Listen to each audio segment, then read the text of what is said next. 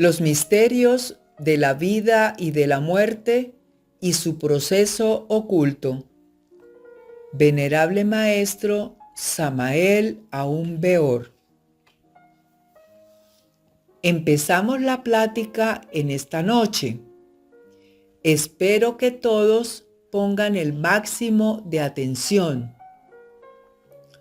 Voy a hablar hoy sobre los misterios de la vida y de la muerte. Ese es el objetivo claro de esta plática. Vamos a hacer una plena diferenciación entre lo que es la ley del eterno retorno de todas las cosas, la ley de la transmigración de las almas, la ley de la reencarnación, etc. Ha llegado el momento en desglosar ampliamente todas estas cosas a fin de que los estudiantes se mantengan bien informados. Es obvio. Lo primero que uno necesita saber en la vida es de dónde viene, para dónde va, cuál es el objeto de la existencia, para qué existimos, por qué existimos, etcétera, etcétera, etcétera. Incuestionablemente, si queremos nosotros saber algo sobre el destino que nos aguarda, sobre lo que es la vida en sí, se hace indispensable, primero que todo, saber qué es lo que somos.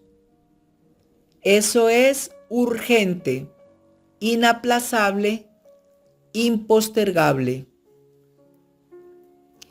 El cuerpo físico en sí mismo no es todo. Un cuerpo está formado por órganos. Cada órgano está compuesto por células. A su vez, cada célula está compuesta por moléculas y cada molécula por átomos. Si fraccionamos cualquier átomo, liberamos energía. Los átomos en sí mismos se componen de iones que giran alrededor de los electrones, de protones, de neutrones, etcétera, etcétera, etcétera. Todo eso lo sabe la física nuclear.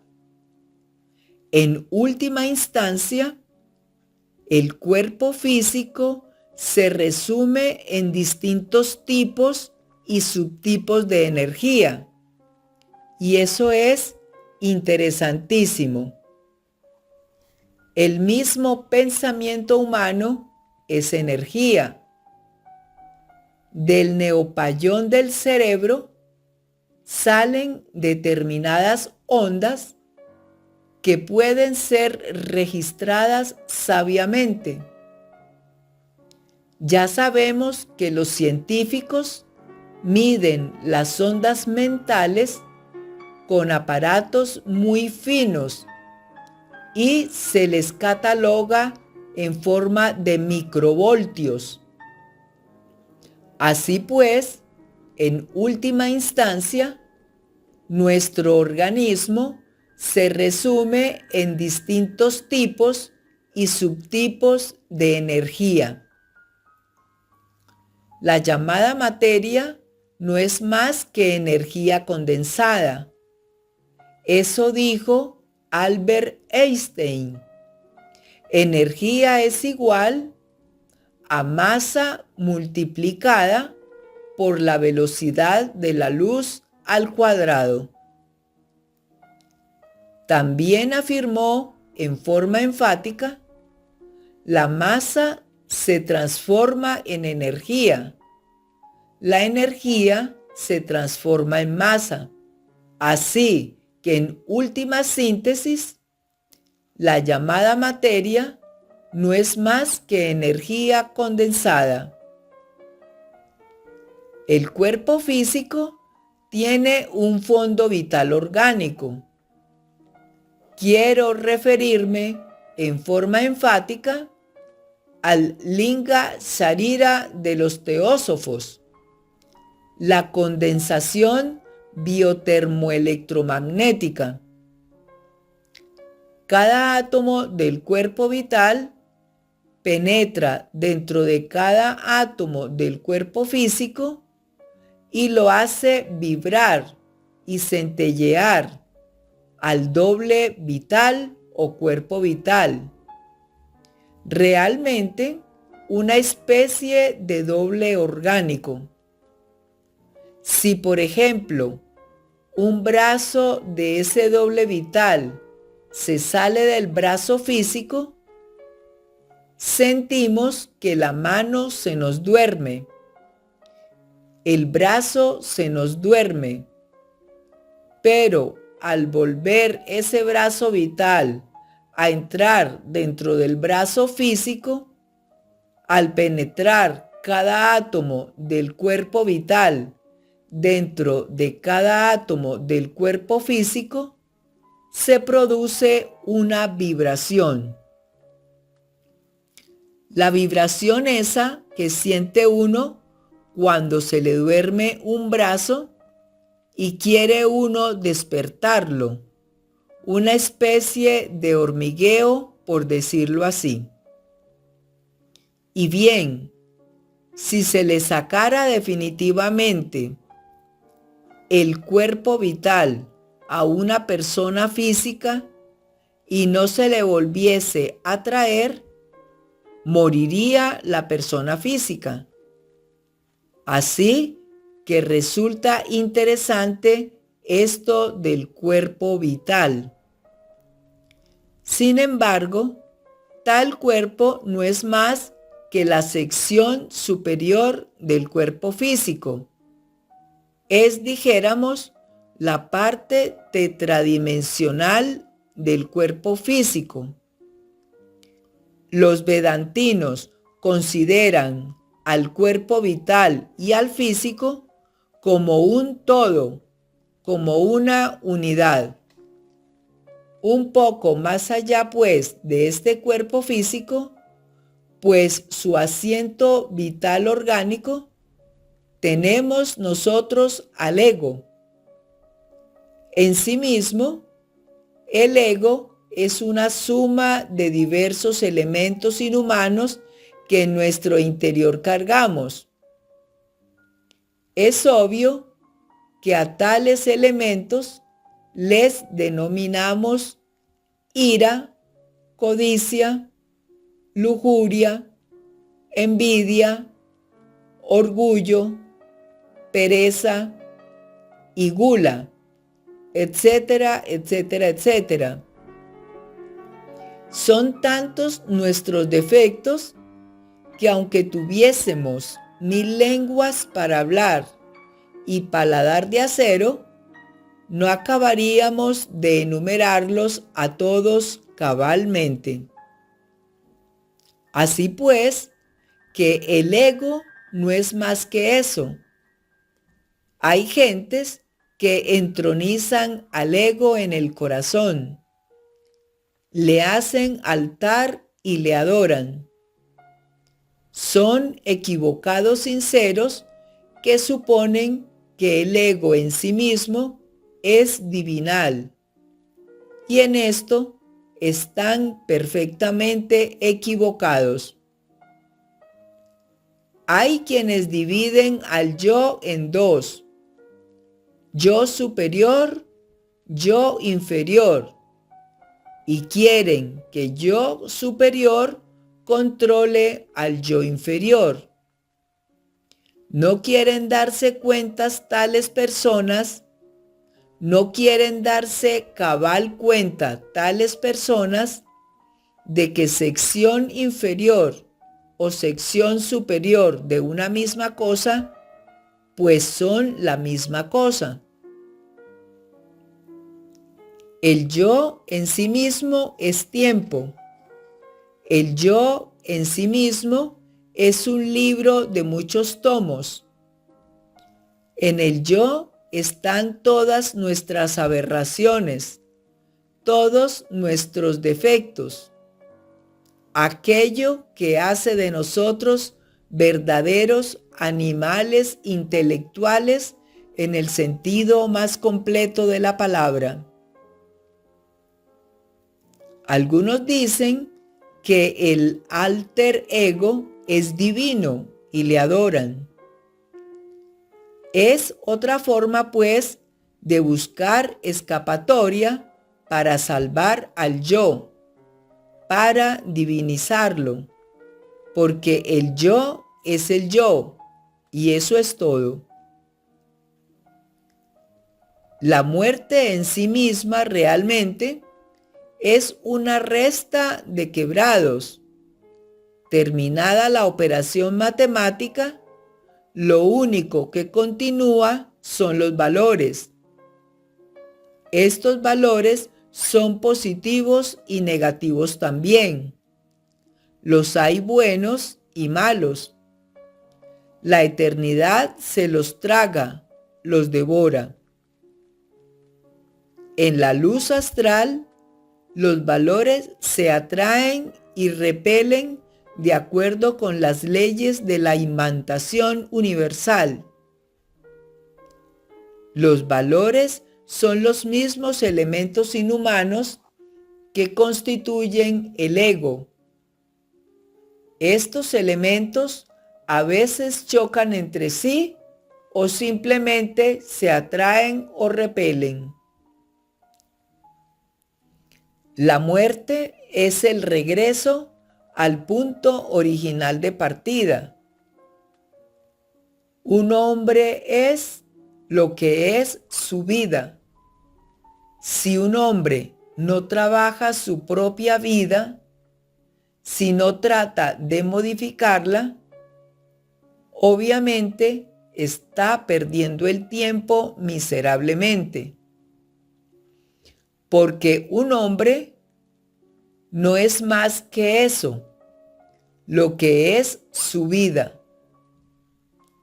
Nosotros debemos trabajar nuestra propia vida para hacer de ella una obra maestra. La vida es como una película. Cuando termina la película, nos la llevamos para la eternidad.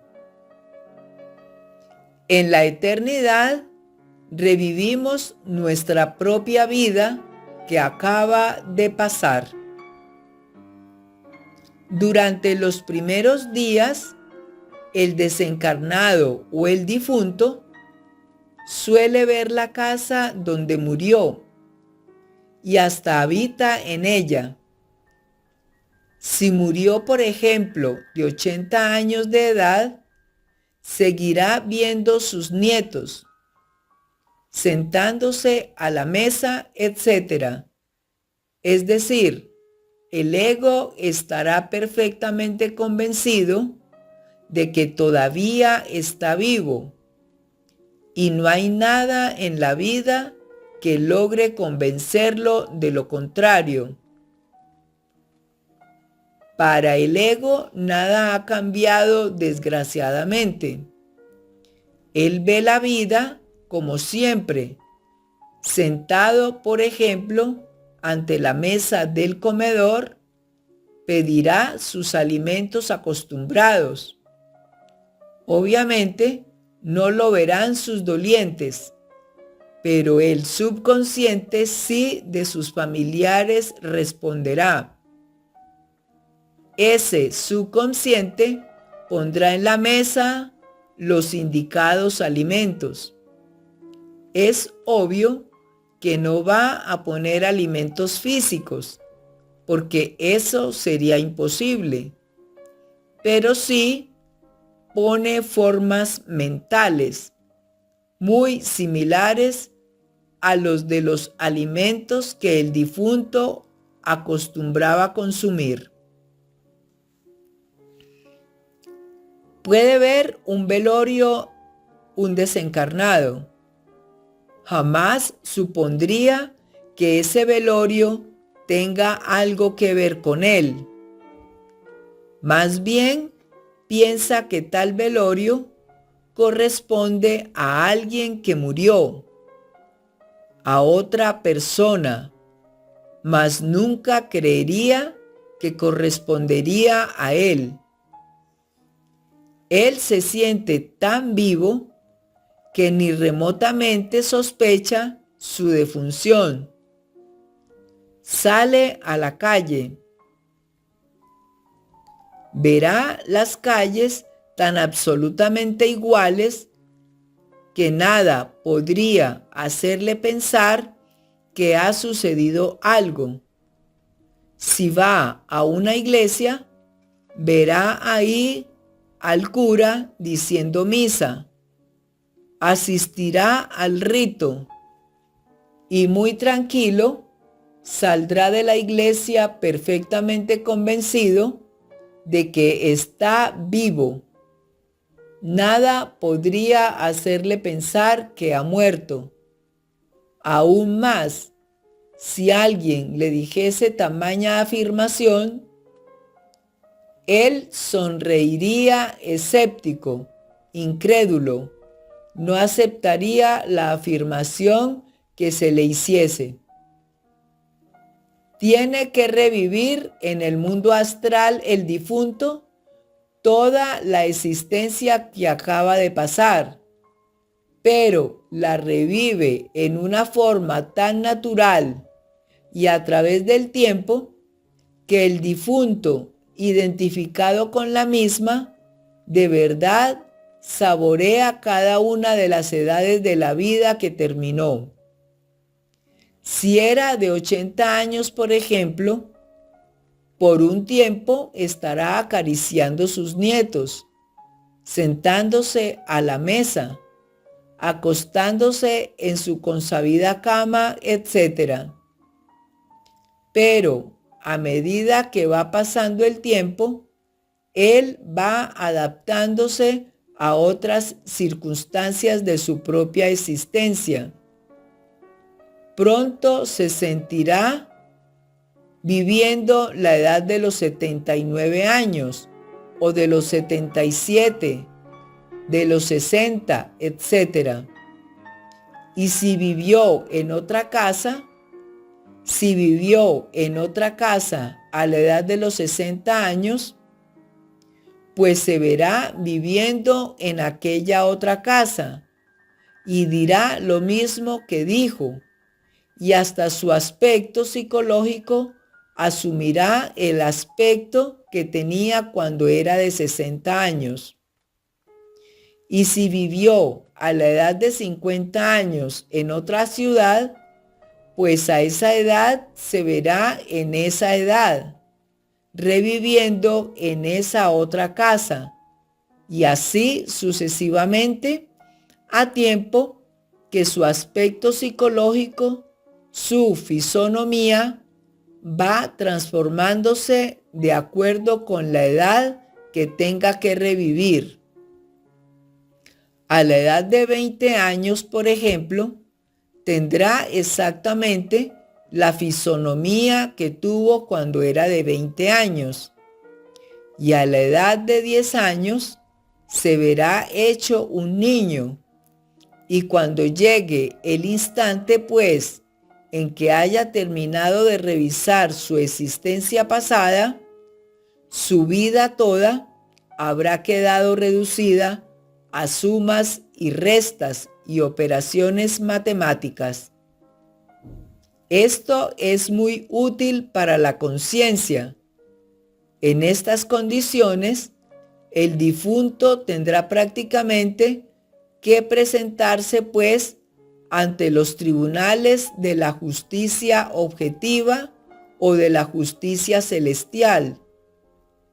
Tales tribunales son perfectamente distintos a los de la justicia subjetiva o terrenal. En los tribunales de la justicia objetiva, solo reina de verdad la ley y la misericordia, porque es obvio que al lado de la justicia siempre está la misericordia. 3 caminos se abren ante el difunto. La primera, unas vacaciones en los mundos superiores. Este camino es para gentes que se lo merecen de verdad. El segundo, pues, retornar en forma mediata o inmediata a una nueva matriz. Tercero, descender en los mundos infiernos hasta la muerte segunda, de que habla el Apocalipsis de San Juan y el Evangelio del Cristo. Obviamente, quienes logran el ascenso a los mundos superiores pasan por una temporada de gran felicidad. Normalmente el alma, o lo que dijéramos la conciencia, se encuentra embotellada entre el yo de la psicología experimental, entre el ego, y como ya les dije a ustedes, es una suma de distintos elementos inhumanos. Mas sucede que aquellos que suben a los mundos superiores abandonan al ego temporalmente. En estos casos, el alma o conciencia o esencia, o como queramos llamarle, sale de entre ese calabozo horrible que es el ego, el yo, para ascender al famoso Devachan de que nos hablaran los indostanes. Una región de felicidad inefable en el mundo de la mente superior del universo. Allí se goza de una auténtica felicidad. Allí se encuentran los desencarnados con sus familiares que abandonaron al tiempo. Encuentran, dijéramos, lo que podríamos decir el alma de ellos. Posteriormente, la conciencia, esencia o alma, o como queramos llamarle, abandona también el mundo de la mente para entrar en el mundo de las causas naturales. El mundo causal es grandioso, maravilloso. En el mundo causal resuenan todas las armonías del universo. Allí se sienten en verdad las melodías del infinito. Sucede que en cada planeta hay múltiples sonidos, pero todos ellos entre sí sumados dan una nota síntesis que es la nota clave del planeta. El conjunto de notas claves de cada mundo resuena maravillosamente entre el coral inmenso del espacio estrellado, y esto produce un gozo inefable en la conciencia de todos aquellos que disfrutan la dicha en el mundo causal. También encontramos en el mundo de las causas naturales a los señores de la ley, los que castigan o premian a los pueblos y a los hombres. Encontramos en el mundo de las causas naturales a los verdaderos hombres, a los hombres causales, y ellos allá trabajando por la humanidad. encontramos en el mundo de las causas naturales a los principados, los príncipes de los elementos, los príncipes del fuego, del aire, de las aguas y de la tierra. La vida palpita intensivamente en el mundo de las causas naturales. El mundo causal es precioso en sí mismo, un azul profundo intenso como el de una noche llena de estrellas, iluminada por la luna. Resplandece pues incesantemente en el mundo de las causas naturales. No quiero decir que no hayan otros colores, sí los hay, pero el color básico fundamental es el azul intenso, profundo de una noche luminosa y estrellada. Quienes viven en esa región son felices en el sentido más trascendental de la palabra. Pero todo premio a la larga se agota. Cualquier recompensa tiene un límite y llega el instante, claro está, que el alma que ha entrado en el mundo causal debe retornar, regresar y descenderá inevitablemente para meterse nuevamente dentro del ego, dentro del yo de la psicología experimental. Posteriormente, esa clase de almas vienen a impregnar el huevo fecundado para formar un nuevo cuerpo físico. Se reincorporan en un nuevo cuerpo físico, vuelven al mundo. Otro es el camino que aguarda a los que descienden a los mundos infiernos. Se trata de gentes que ya cumplieron su tiempo, su ciclo de manifestación, o que fueron demasiado perversos. Tales gentes involucionan indubitablemente dentro de las entrañas de la tierra. El Dante Alighieri nos habla en su Divina Comedia de los 9 círculos dantescos, y él ve esos 9 círculos dentro del interior de la tierra. Nuestros antepasados de Anáhuac, en el Gran Tenochtitlán, hablan claramente del Mictlán. Es la región infernal que ellos también ubican en el interior mismo de nuestro globo terrestre. A diferencia, pues, de algunas otras sectas o religiones, para nuestros antepasados de Anáhuac, como hemos visto en sus códices, el paso por el Mictlán es obligatorio y lo consideran sencillamente como un mundo de probación donde las almas son probadas, y si logran pasar por los 9 círculos, incuestionablemente ingresan al Edén, o sea, al paraíso terrenal.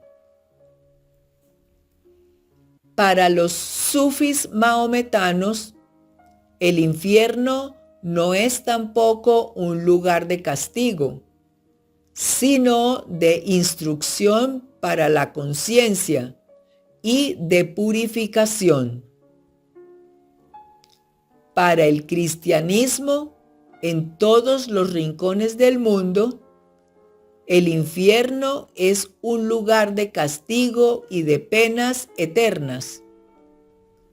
Sin embargo, el círculo secreto del cristianismo, la parte oculta de la religión cristiana, es diferente.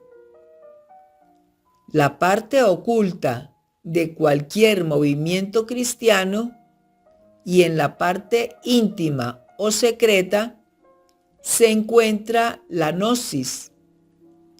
El gnosticismo universal ve el infierno no como un lugar de penas eternas y sin fin, sino como un lugar de expiación, de purificación y de ilustración, a su vez para la conciencia. Obviamente, tiene que haber dolor en los mundos infiernos, puesto que la vida es terriblemente densa dentro del interior de la tierra y sobre todo en el noveno círculo, donde está ese núcleo, o dijéramos concretos, de una materia terriblemente dura, y se sufre lo indecible.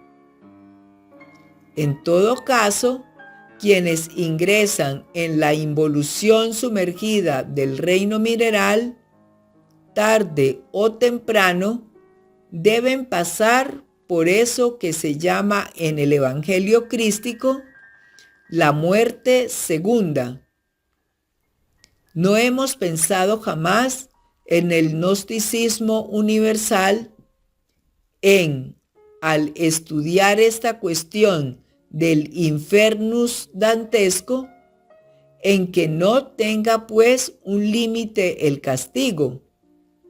Consideramos que Dios, siendo eternamente justo, no podría cobrarle a nadie más de lo que debe, pues toda culpa, por grave que sea, tiene un precio, y pagado su precio, nos parecería absurdo seguir pagando. Aquí mismo, en nuestra justicia terrenal, es decir, una justicia perfectamente subjetiva, vemos que si un preso entra en la cárcel por tal o cual delito, una vez que pagó su delito, se le da la boleta de libertad. Ni las mismas autoridades terrenales aceptarían que un preso continuara en la cárcel después de haber pagado un delito. Se ha dado casos de presos que se acomodan tanto en la prisión que llegado el día de su salida, no han querido salir. Entonces ha habido que sacarlos a la fuerza. Así que toda falta, por muy grave que sea, tiene un precio. Si los jueces terrenales saben esto, ¿cuánto más no lo sabría la justicia divinal?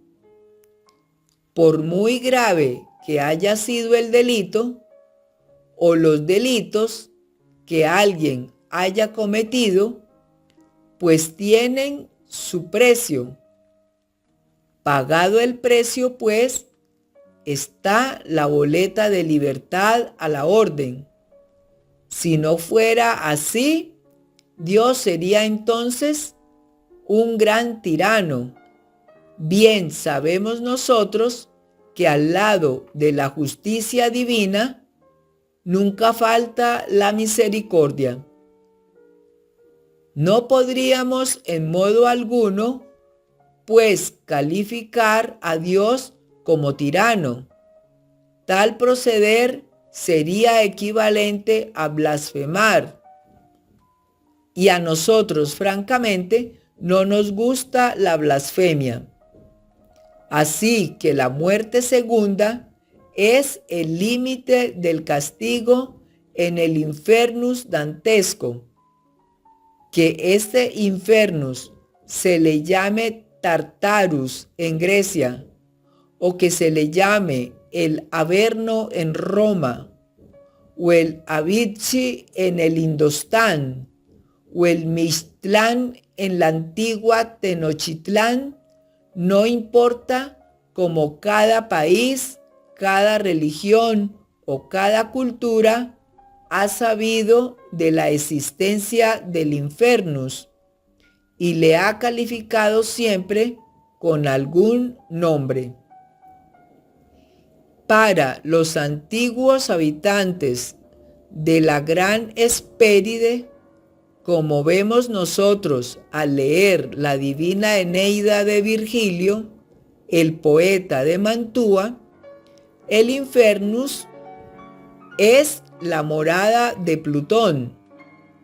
Es aquella región cavernosa donde Eneas, el troyano, encontrara a Dido, aquella reina que se mató por amor, enamorada del mismo, después de haber jurado lealtad a las cenizas de Siqueo.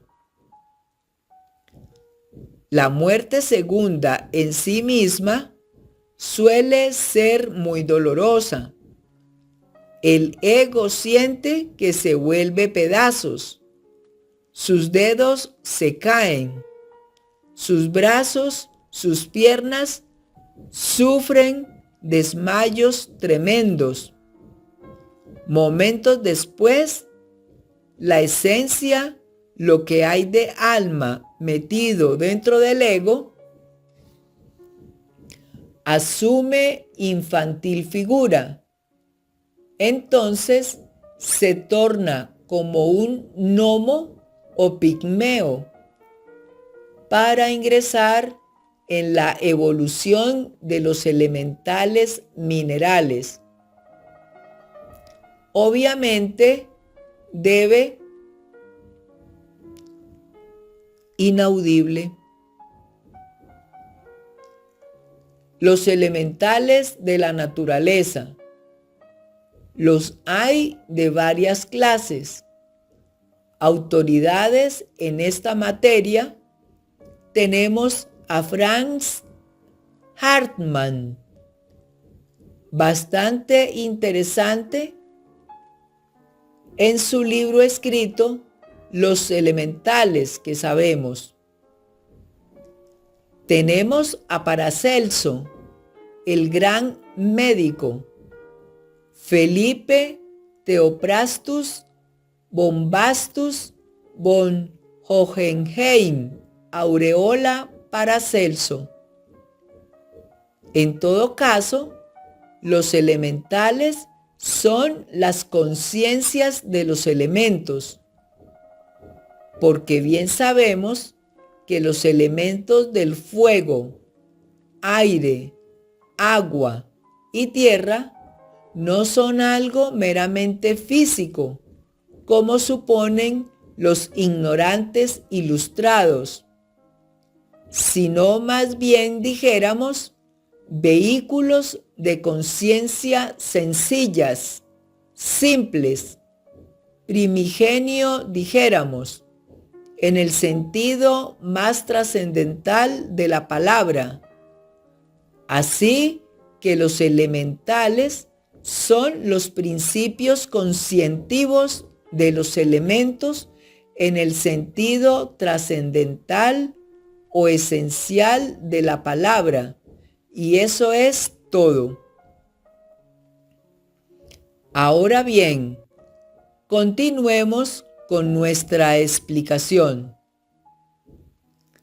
Es obvio que quienes han pasado por la muerte segunda salen a la superficie del mundo, reinician nuevos procesos evolutivos que indubitablemente habrán de empezar por el mineral, por la piedra, proseguirán con el vegetal y se continuarán en el animal y por último tendrán acceso a la vida humana. Se reconquistará el estado humano o humanoide que otrora se perdiera. Resulta interesantísimo ver a esos gnomos o pigmeos entre las rocas. Parecen pequeños enanitos con sus grandes ríos y sus luengas barbas blancas.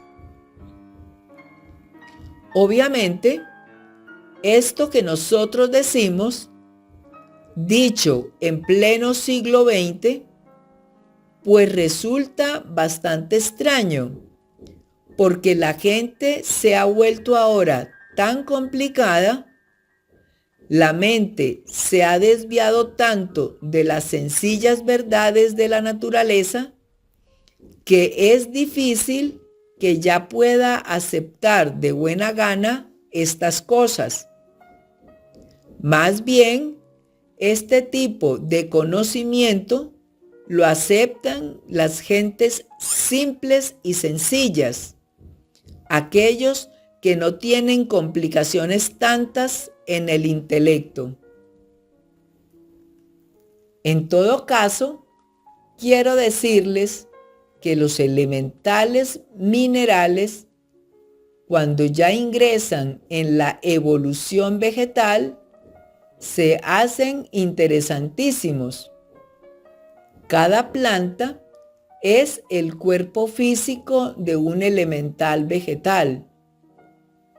Esos elementales de las plantas tienen conciencia, son inteligentes. Ya hay grandes esoteristas que saben manipularlos o manejarlos a voluntad. Resulta pues que quienes los conocen pueden por medio de ellos actuar sobre los elementos de la naturaleza.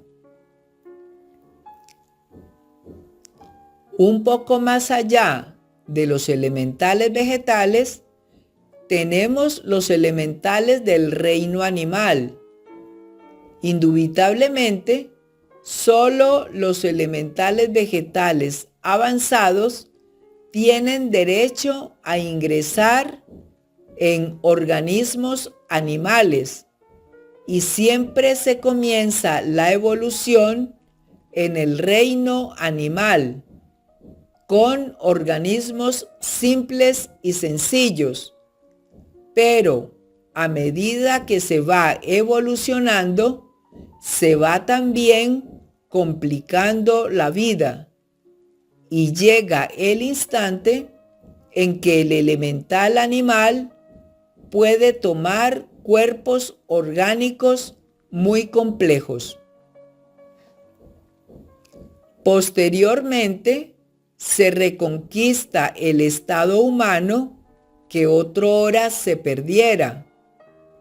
Al llegar a este estadium, se le asignan a los elementales, a la esencia, la conciencia, el alma, como ustedes quieran definirla o explicarla, 108 vidas nuevamente para su autorrealización íntima.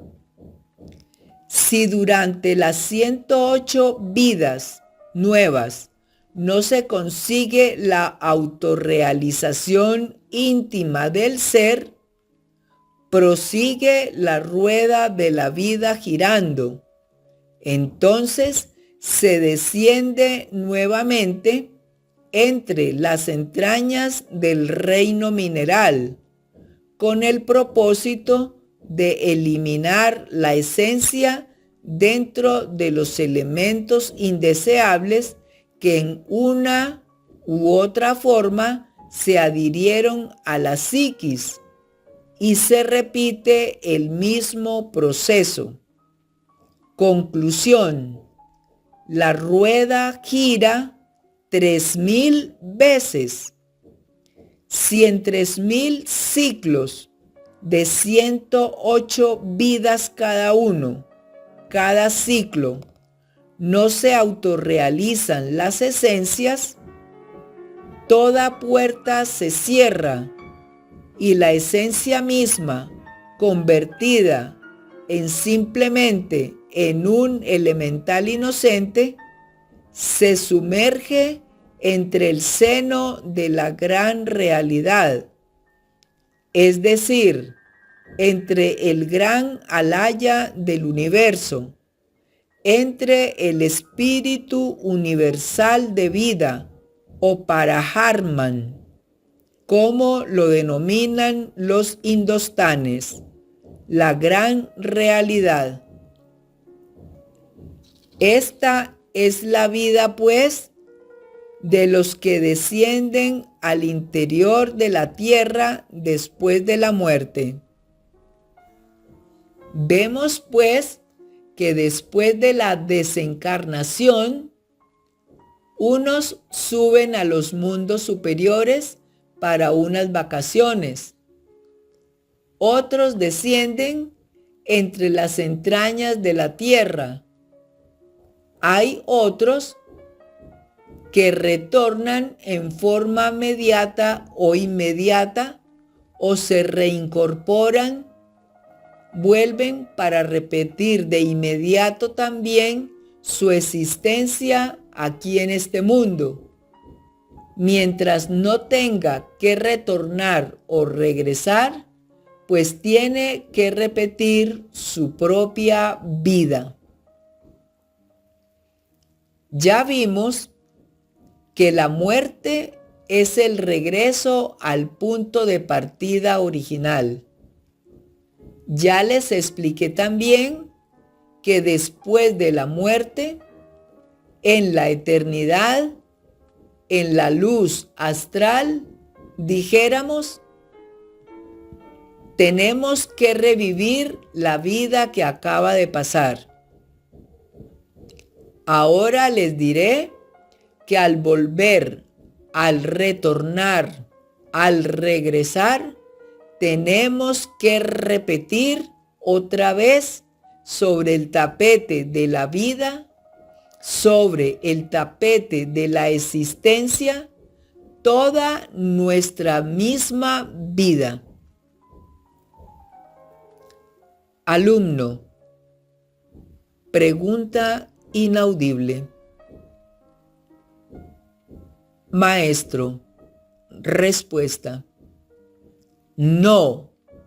Al primer caso mencioné únicamente la ley de la transmigración de las almas de aquellos que cumplían el ciclo de las 108 existencias que les tocaba descender entre las entrañas del mundo. Posteriormente, muerto el ego, volverían a evolucionar desde el mineral hasta el hombre. Esa es la doctrina de la transmigración. Ahora estoy hablando de la doctrina del eterno retorno de todas las cosas, junto con esa otra ley que se llama la doctrina de la recurrencia. Si uno, en vez de descender entre las entrañas del mundo, retorna en forma mediata o inmediata aquí al mundo, es obvio que tendrá que repetir sobre el tapete de la existencia, sobre el tapete del mundo, su misma vida, la vida que finalizó. Ustedes me dirán que soy demasiado aburridor, todos estamos aquí repitiendo lo que hicimos en la pasada existencia, en el pasado retorno. No hay duda de que sí es tremendamente aburridor, pero los culpables somos nosotros mismos, porque como ya les he dicho, un hombre es lo que es su vida. Si nosotros no modificamos la vida, tendremos que estarla repitiendo incesantemente. Desencarnamos y volvemos a tomar cuerpo. ¿Para qué? Para repetir lo mismo.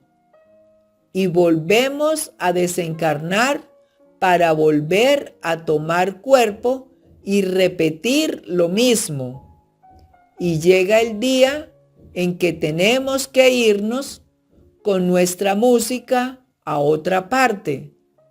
Tendremos que descender entre las entrañas del mundo hasta la muerte segunda. Pero uno puede evitar esta repetición. Tal repetición es lo que se conoce la ley de recurrencia. Todo vuelve a ocurrir tal como sucedió. Pero ¿por qué, dirán ustedes? ¿Por qué tiene que repetirse lo mismo? Bueno, esto merece una explicación. Ante todo, quiero que sepan que el yo no es algo meramente autónomo o autoconsciente, o dijéramos muy individual. Ciertamente, el yo es una suma de yos en plural. La psicología común y corriente, la psicología oficial, piensan en el yo como una totalidad. Nosotros pensamos en el yo como una suma de yos o yoes. Para ser más claro, porque uno es el yo de la ira, otro es el yo de la codicia, otro es el yo de la lujuria, otro es el yo de la envidia, otro es el yo de la pereza, otro es el yo de la gula. Son distintos yoes. No hay un solo yo, sino varios yoes dentro del organismo. Es obvio que la pluralidad del yo sirve de fundamento, pues, a la doctrina de los muchos, tal como se enseña en el Tíbet oriental. En apoyo de la doctrina de los muchos está el gran Kabir Jesús. Dicen que él sacó del cuerpo de María Magdalena 7 demonios.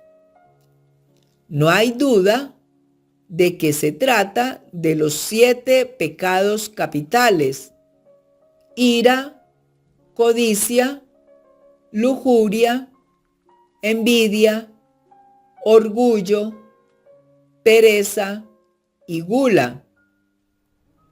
Cada uno de esos 7 es cabeza de legión, que, como ya les dije, aunque tuviéramos 1000 lenguas para hablar y paladar de acero, no alcanzaríamos a enumerar todos nuestros defectos cabalmente. Y cada defecto es un yo en sí mismo. Así que tenemos muchos yoes, defectos. Si calificamos de demonios a tales yoes defectos, pues no estamos equivocados. En el Evangelio crístico se le pregunta al poseso por su nombre verdadero y contesta: soy Legión. Mi verdadero nombre es Legión. Así, cada uno de nosotros, en el fondo, es Legión. Y cada yo demonio de la Legión quiere controlar el cerebro, quiere controlar los 7 centros principales de la máquina orgánica. Quiere descollar, subir, trepar al tope de la escalera, hacerse sentir, etc. Cada yo demonio es como una persona dentro de nuestro cuerpo. Si decimos que dentro de nuestra personalidad viven muchas personas, no estamos equivocados.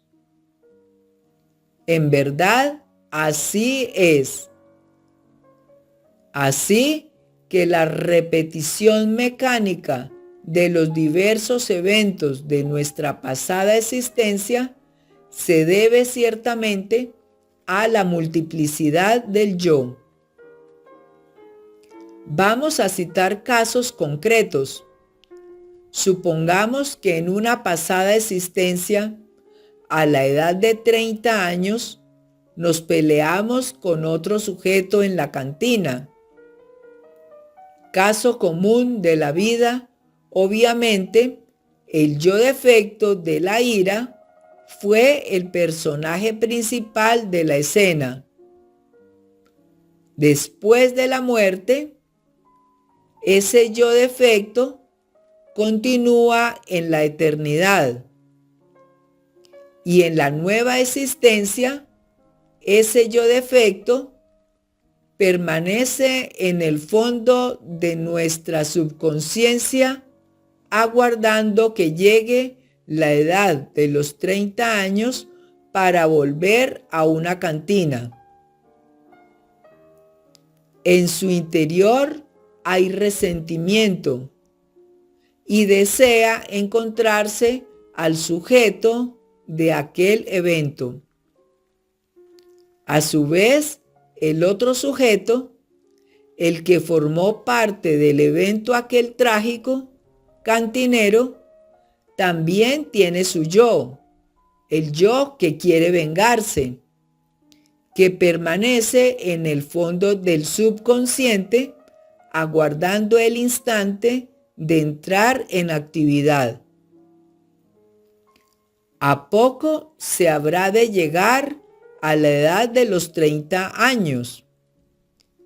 El sujeto dice: bueno, yo tengo que encontrarme, o mejor dicho, el yo del sujeto, el yo ira, el yo que formó parte de aquel evento trágico, metido en el subconsciente, dice: tengo que encontrar con aquel. A su vez, aquel dice: yo tengo que encontrarme con ese. Telepáticamente, ambos se ponen de acuerdo y al fin se dan telepáticamente cita en alguna cantina. Se encuentran físicamente, personalmente, en la nueva existencia y repiten la escena tal como sucedió en la pasada existencia. Todo esto se ha hecho a espaldas de nuestro intelecto, debajo de nuestro razonamiento. Sencillamente hemos sido arrastrados a alguna tragedia, pero hemos sido llevados inconscientemente a repetir lo mismo.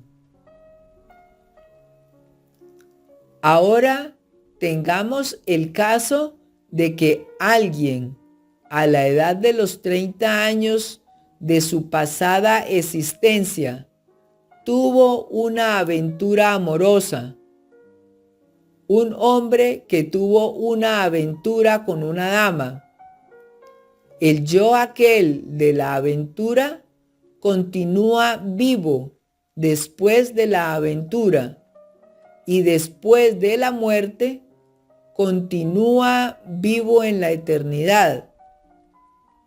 Al regresar, al reincorporarnos en un nuevo organismo, aquel yo de la aventura sigue vivo, aguarda en el fondo del subconsciente, sino más bien inconsciente de la vida, de la psiquis, el momento de entrar en una nueva actividad.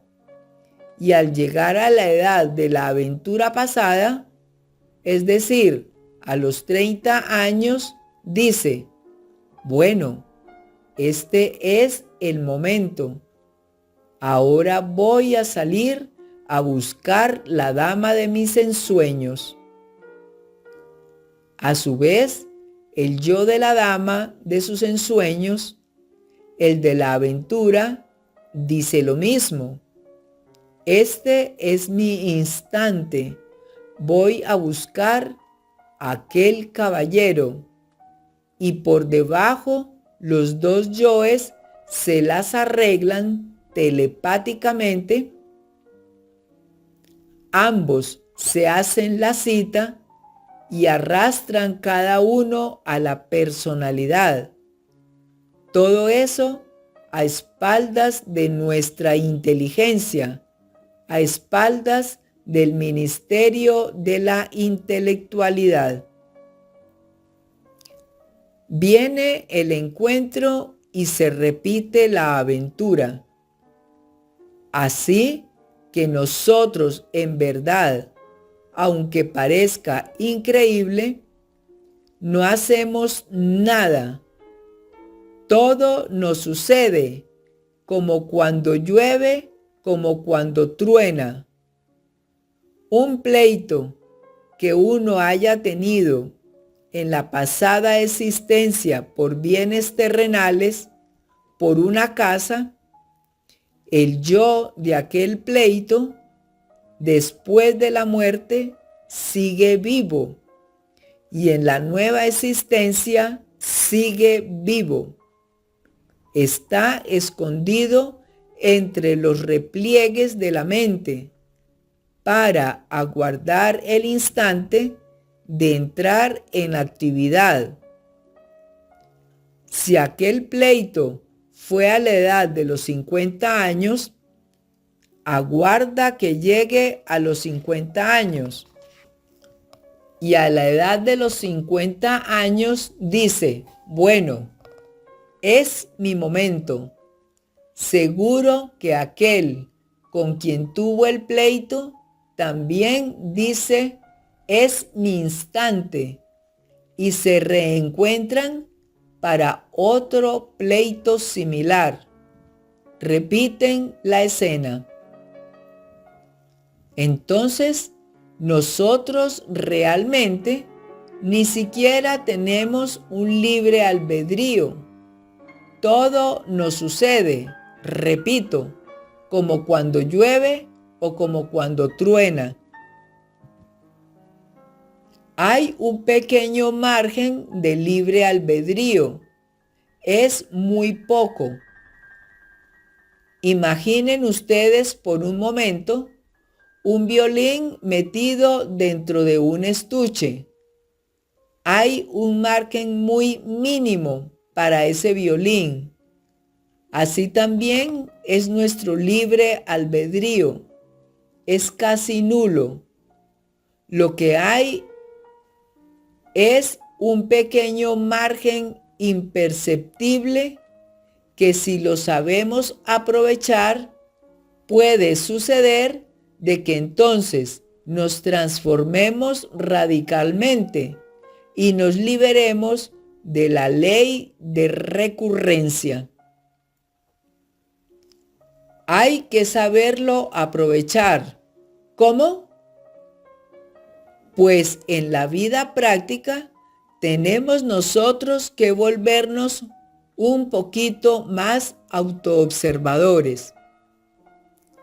Cuando uno acepta que tiene una psicología propia, comienza a observarse a sí mismo. Y cuando alguien comienza a observarse a sí mismo, comienza también a volverse diferente a todo el mundo. Es en la calle, es en la casa, es en el trabajo donde nuestros defectos, esos defectos que llevamos escondidos, afloran espontáneamente. Y si estamos alertas y vigilantes, como el vigía en época de guerra, entonces los vemos. Defecto descubierto debe ser enjuiciado a través del análisis y de la reflexión y de la meditación íntima del ser, con el objeto de comprenderlo. Cuando uno comprende a tal o cual yo o defecto, entonces está debidamente preparado para desintegrarlo atómicamente. ¿Es posible desintegrarlo? Sí es posible, pero necesitamos de un poder que sea superior a la mente, porque la mente por sí misma no puede alterar fundamentalmente ningún defecto psicológico. Puede roturarlo con distintos nombres. Puede pasarlo de un nivel a otro del entendimiento. Puede ocultarlo de sí misma o de los demás. Puede justificarlo o condenarlo, etc. Pero jamás alterarlo radicalmente. Necesitamos de un poder que sea superior a la mente, un poder que pueda desintegrar cualquier yo defecto.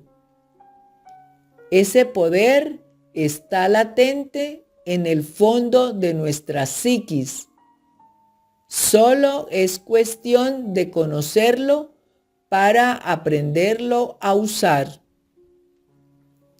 Tal poder en el Oriente, en la India, se le denomina Devi Kundalini, la serpiente ígnea de nuestros mágicos poderes. En la Gran Tenochtitlán se le denominaba Tonantzin. Entre los alquimistas medievales recibe el nombre de Stella Maris, la Virgen del Mar. Entre los hebreos, tal poder recibía el nombre de Adonía. Entre los cretenses se le conocía con el nombre de Cibeles. Entre los egipcios era Isis, Madre Divina, a quien ningún mortal ha levantado el velo. Entre los cristianos es María, Maía, es decir, Dios Madre. Hemos pensado nosotros muchas veces en Dios como Padre. Bien vale la pena pensar en Dios como Madre, como amor, como misericordia. Dios Madre habita en el fondo de nuestra psiquis, es decir, está en el ser, podría decirles que Dios Madre es una parte de nuestro propio ser, pero derivado. Distíngase entre el ser y el yo. El ser y el yo son incompatibles. Son como el agua y el aceite que no pueden mezclarse. El ser es el ser y la razón de ser del ser es el mismo ser. El ser es lo que siempre ha sido y lo que siempre será. Es la vida que palpita en cada átomo, como palpita en cada sol. Así pues, Dios Madre es una variante de nuestro propio ser, es nuestro propio ser, pero derivado.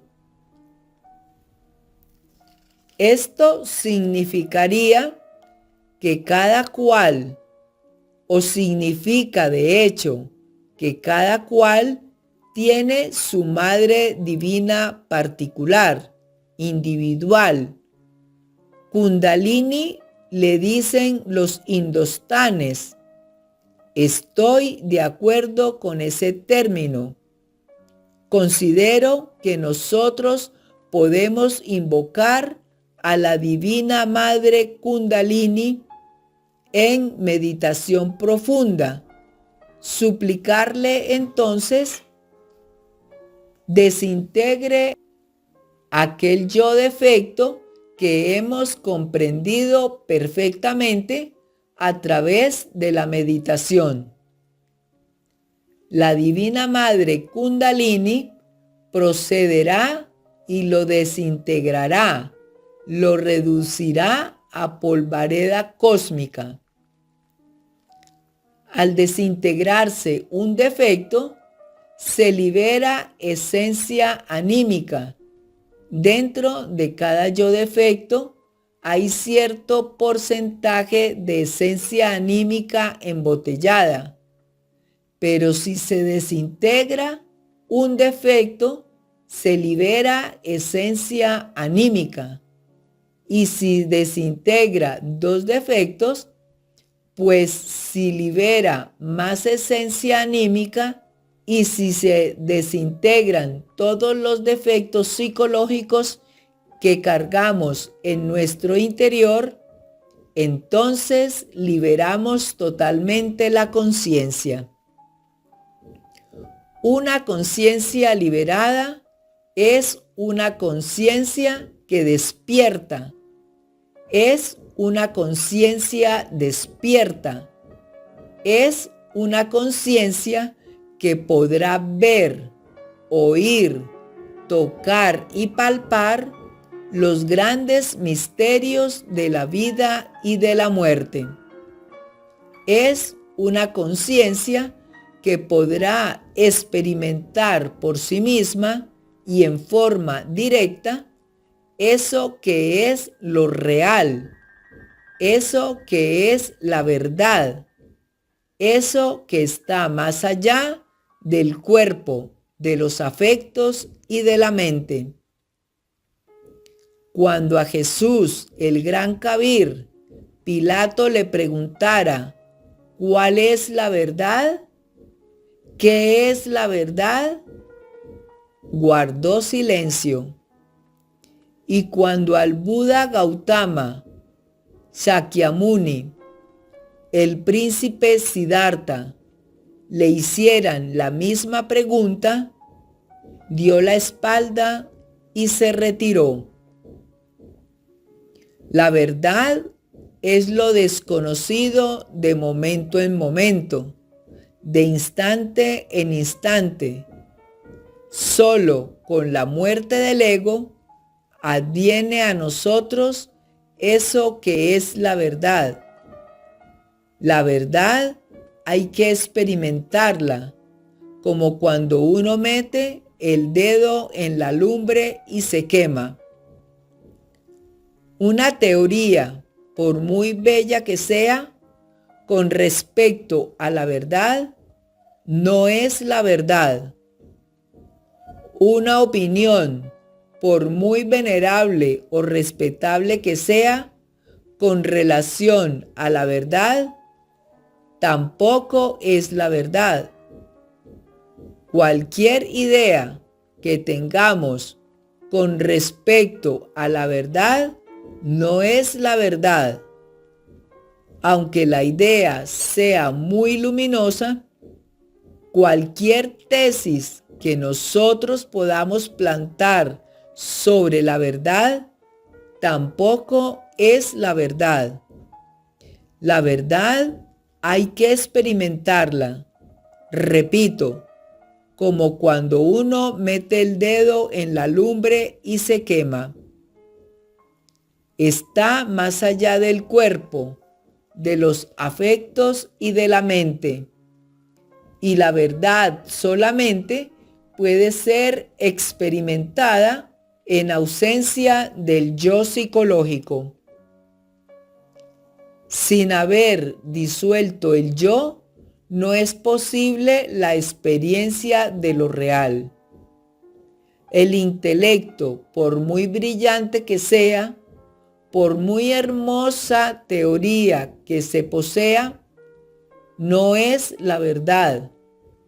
Como dijera Goethe en el Fausto, toda teoría es gris y solo es verde el árbol de dorados frutos, que es la vida.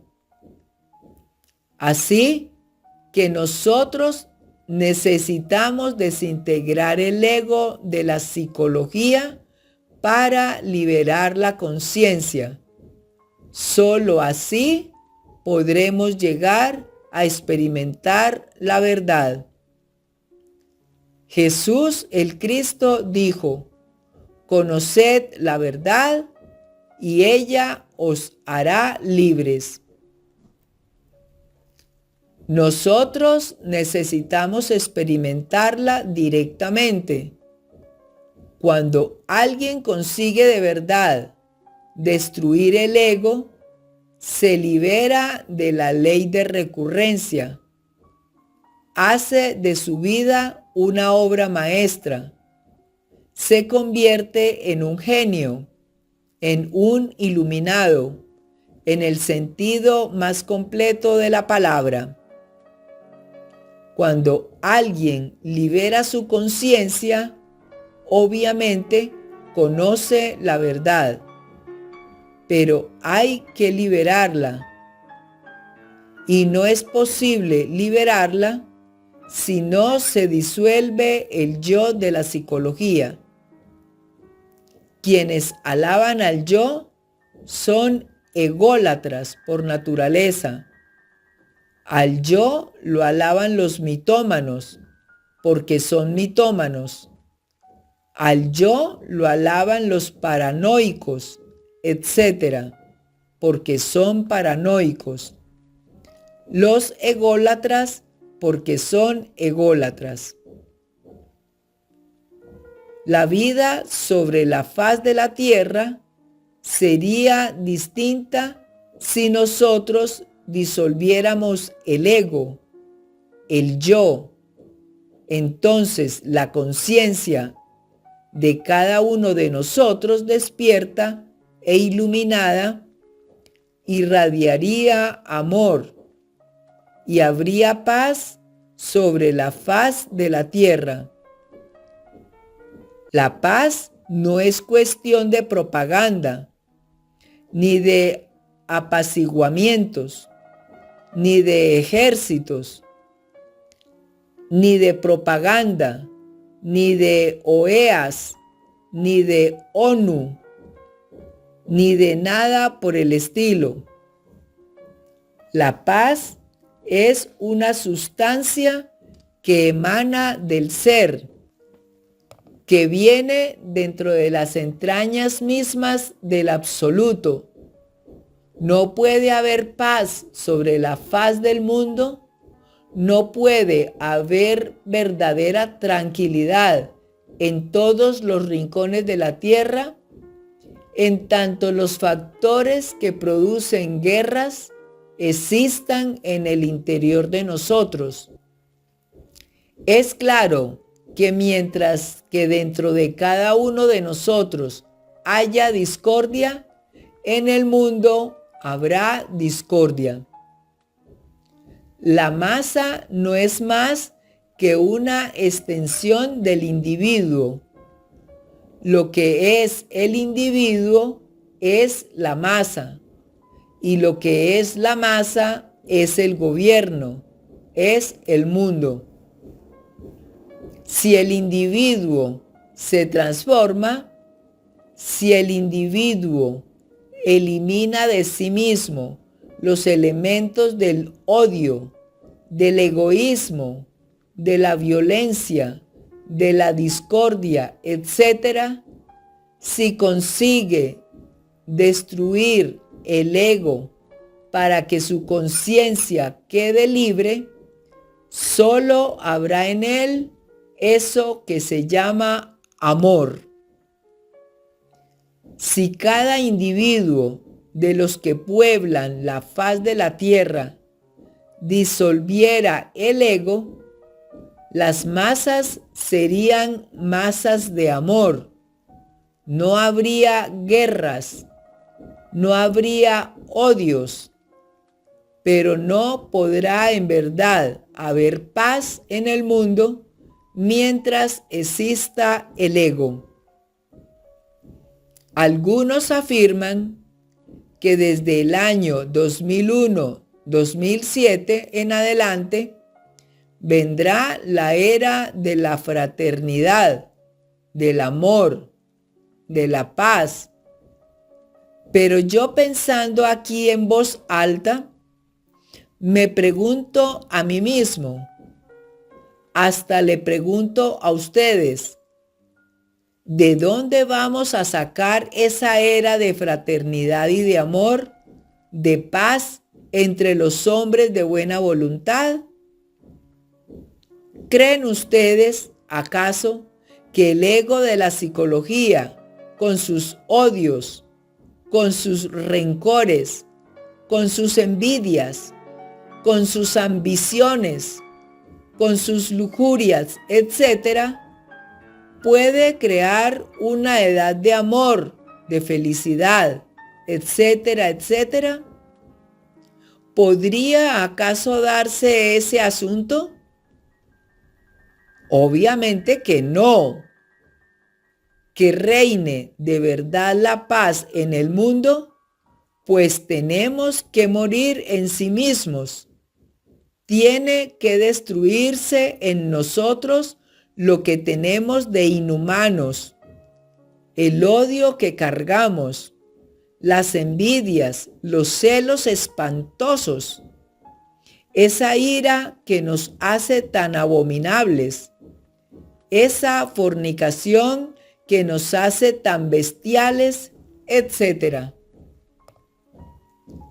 En tanto continúe existiendo tales factores dentro de nuestra psiquis, el mundo no podrá ser diferente.